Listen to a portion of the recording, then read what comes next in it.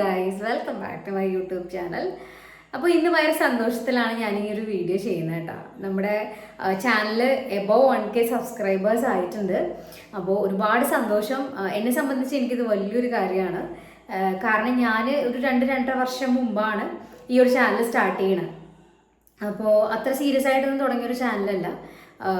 വല്ലപ്പോഴൊക്കെയാണ് videos ഇട്ടിരുന്നത്. കാരണം എനിക്കിങ്ങനെ കുറേ സംസാരിക്കാനും പ്രസൻറ്റ് ചെയ്യാനൊക്കെ ഭയങ്കര ഇഷ്ടമുള്ള കാര്യമാണ്. അപ്പോൾ അങ്ങനെ തുടങ്ങിയൊരു ചാനലാണ്.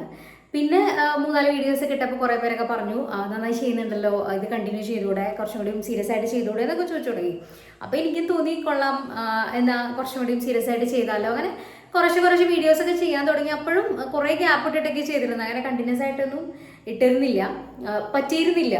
വേറെ ജോബിനൊക്കെ പോയിരുന്നു, അപ്പോൾ അതൊന്നും പറ്റിയിരുന്നില്ല. ഇപ്പോൾ ഒരു 5-6 മാസമായിട്ടാണ് ഞാൻ കണ്ടിന്യൂസ് ആയിട്ട് വീഡിയോസ് ഇടാനും കുറച്ചും കൂടി സീരിയസ് ആയിട്ട് എടുക്കാനൊക്കെ തുടങ്ങിയത്. നമ്മളിപ്പോൾ പുതിയ വീടൊക്കെ വെച്ച് മാറിയപ്പോൾ എനിക്ക് കുറച്ചുകൂടി ടൈമൊക്കെ കിട്ടി തുടങ്ങി.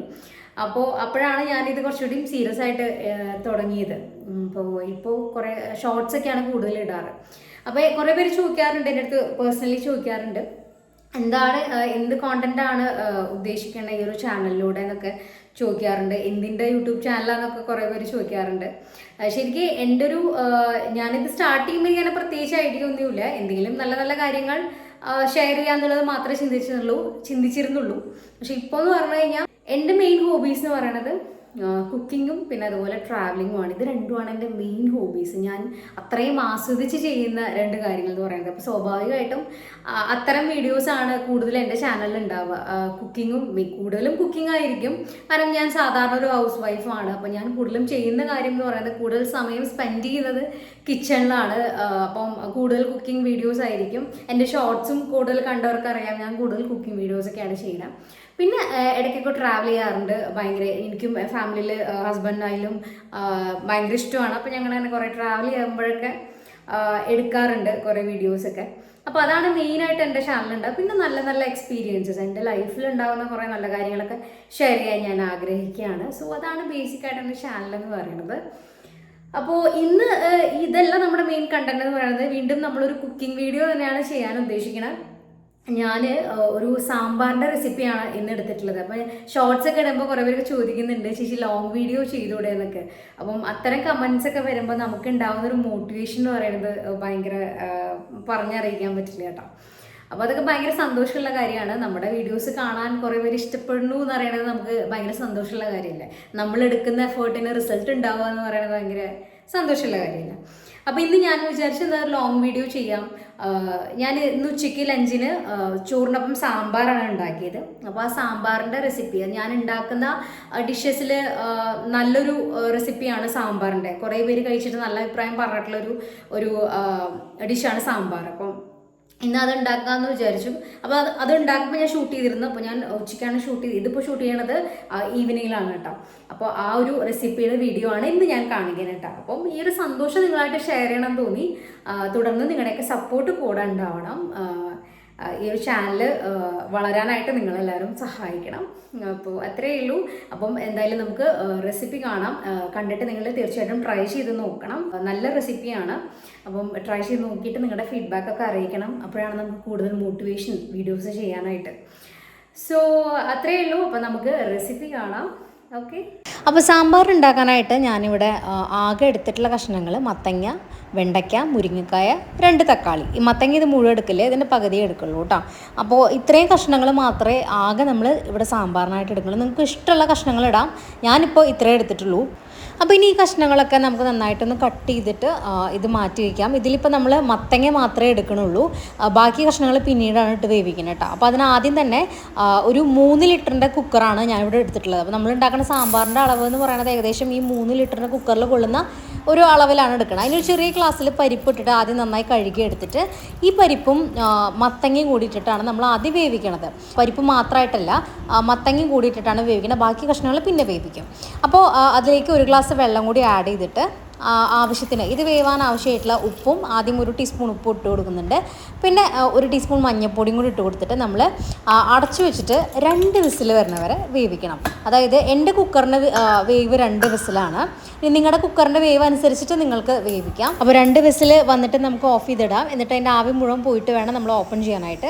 അപ്പോൾ ഈ സമയം കൊണ്ട് ഞാനൊരു ചെറിയ കഷ്ണം പുളി വെള്ളത്തിലിട്ട് വെക്കുന്നുണ്ട്. ഒരുപാട് പുളി വേണ്ട, സാമ്പാറിലേക്ക് കുറച്ച് പുളി മതി. അപ്പോൾ അത് ഞാൻ വെള്ളത്തിലിട്ട് വെച്ചിട്ടുണ്ട്. വിസിൽ വന്ന് ഞാൻ കുക്കർ ഓഫ് ചെയ്തിട്ടിട്ടുണ്ട്. അതിൻ്റെ ആവി മുഴുവൻ പോട്ടെ. ആ സമയം കൊണ്ട് നമുക്ക് തേങ്ങ വറുത്തെടുക്കാം. തേങ്ങയും കുറച്ച് ചുവന്നുള്ളി ഞാൻ ഇട്ടിട്ടുണ്ട്. ഇനി ഇതിലേക്ക് നമുക്ക് കായം വേണം. ഞാനിവിടെ LGയുടെ കായാണ്, ഏത് കായം വേണമെങ്കിലും എടുക്കാം കേട്ടോ. അപ്പോൾ ഇത്രയും ഈ ഒരു കഷ്ണമാണ് ഞാൻ എടുത്തിട്ടുള്ളത് കായം. ഇനി ഇത് നമുക്ക് കുറച്ച് ഉലുവയും കൂടി ചേർത്തിട്ട് ഒന്ന് വറുത്തെടുക്കാം. ഒരു 2 ടീസ്പൂൺ ഉലുവയോളം വേണം കേട്ടോ. അപ്പോൾ ഒരു പാൻ അടുപ്പത്ത് വെച്ച് ചൂടാക്കിയിട്ട് ഞാൻ അതിലേക്ക് കുറച്ച് വെളിച്ചെണ്ണ ഒഴിച്ചു കൊടുക്കുന്നുണ്ട്. വെളിച്ചെണ്ണ ഒഴിക്കണം കേട്ടോ. വെളിച്ചെണ്ണ കുറച്ച് ഒഴിച്ചു കൊടുക്കുന്നുണ്ട്. അപ്പോൾ എന്നിട്ട് ആദ്യം നമുക്ക് കായം ഒന്ന് വറുത്തെടുക്കാം. കായം കുറഞ്ഞ തീയിൽ വേണം നമ്മളിത് വറുത്തെടുക്കാനായിട്ട്, ഇല്ലെങ്കിൽ കരിഞ്ഞു കൂട്ടാം. അപ്പോൾ കരിഞ്ഞ ഒരു സ്മെല്ല് വരും. അപ്പം കുറഞ്ഞ തീയിൽ നമ്മളിതൊന്ന് നല്ലപോലെ മറിച്ചിട്ടിട്ട് നമ്മൾ കായം ഒന്ന് വറുത്തെടുക്കാം. അതിൻ്റെ പരുവം എന്ന് പറയുന്നത് നമ്മളൊന്ന് കട്ട് ചെയ്ത് കൊടുക്കുമ്പം സ്പ്ലിറ്റായി പോകുന്നതാണ് അതിൻ്റെ ഒരു പരുവം എന്ന് പറയുന്നത്. പിന്നെ കുറച്ച് ഉലുവയും കൂടി ഇട്ട് പൊട്ടിച്ചിട്ട് നമുക്ക് തേങ്ങയും ഉള്ളിയും കൂടി ഇട്ടിട്ട് നന്നായിട്ടൊന്ന് വറുത്ത് കൊടുക്കാം. കുറഞ്ഞ ഫ്ലെയിം വേണം. തീ കൂട്ടി വെച്ച് കഴിഞ്ഞ് കഴിഞ്ഞാൽ പെട്ടെന്ന് കരിഞ്ഞു പോവും. അപ്പോൾ നമ്മൾ കുറഞ്ഞ ഫ്ലെയിമിൽ വേണം ചെയ്യാനായിട്ട്. അങ്ങനെ ഒരു 4-5 മിനിറ്റ് നമ്മൾ കണ്ടിന്യൂസ് ആയിട്ട് കുറഞ്ഞ തീയിൽ വറുത്തെടുത്തതിന് ശേഷം ചെറിയൊരു ഗോൾഡൻ കളർ വരും. അതായത് ഒരുപാട് ബ്രൗൺ കളർ ആവാൻ പാടില്ല. അപ്പോൾ ആ സമയത്ത് നമ്മൾ ഇതിലേക്കുള്ള പൊടികൾ ചേർക്കാം. ഞാനിവിടെ 2 ടീസ്പൂൺ മുളക് പൊടി ചേർക്കുന്നുണ്ട്. മല്ലിപ്പൊടി ഒരു 3 ടീസ്പൂൺ ചേർത്തിട്ടുണ്ട്. ഇത്രയും ചേർത്തിട്ട് നമ്മൾ വീണ്ടും ഒന്നും കൂടി ചെറിയ തീയിൽ തന്നെ നമ്മൾ നന്നായിട്ടൊന്ന് ഇളക്കി കൊടുക്കുക. കുറച്ചും കൂടി ഒന്ന് നമ്മൾ തേങ്ങ വറുത്തെടുക്കണം. ഒരുപാട് ഒരു ബ്രൗൺ കളറായിട്ട് എടുക്കുന്നില്ല കേട്ടോ. കുറച്ച് ഇതുപോലൊരു ഗോൾഡൻ ഷെയ്ഡിലാണ് നമ്മൾ വറുത്തെടുക്കണേ. അങ്ങനെ വറവായതിന് ശേഷം നമ്മളിതൊരു വേറെ പ്ലേറ്റിലേക്ക് മാറ്റി വയ്ക്കുന്നുണ്ട്. അല്ലെങ്കിൽ ചിലപ്പോൾ അതേ ചൂട് കൊണ്ടിട്ട് അതേ പാത്രത്തിൽ നിന്ന് ചിലപ്പോൾ അത് കരിഞ്ഞു പോകും. അങ്ങനെ ഈ സമയം കൊണ്ട് നമ്മുടെ കുക്കറിൽ ആവി മുഴുവൻ പോയിട്ട് മത്തങ്ങയും പരിപ്പും ഈ ഒരു പരുവത്തിൽ വേവ് വന്നിട്ടുണ്ട് കേട്ടോ. അപ്പോൾ ഞാനിത് വേറൊരു പാത്രത്തിലേക്ക് മാറ്റിയിട്ടുണ്ട്. നിങ്ങൾക്ക് വേണമെങ്കിൽ ആ കുക്കറിൽ തന്നെ യൂസ് ചെയ്യാം. എനിക്ക് ആ കുക്കർ വേറെ ആവശ്യമുള്ളതുകൊണ്ടാണ് ഞാനിപ്പോൾ ഇവിടെ മാറ്റി കൊടുത്തത് കേട്ടോ. അപ്പോൾ അങ്ങനെ ബാക്കി നമ്മൾ അരിഞ്ഞു വെച്ച കഷ്ണങ്ങളും കൂടിയും പാത്രത്തിലേക്ക് ഇട്ട് കൊടുത്തിട്ട് പുളി വെള്ളത്തിലിട്ട് വെച്ചത് നമ്മൾ പിഴിഞ്ഞ് ഇതിലേക്ക് ഒഴിച്ചു കൊടുക്കുന്നുണ്ട്.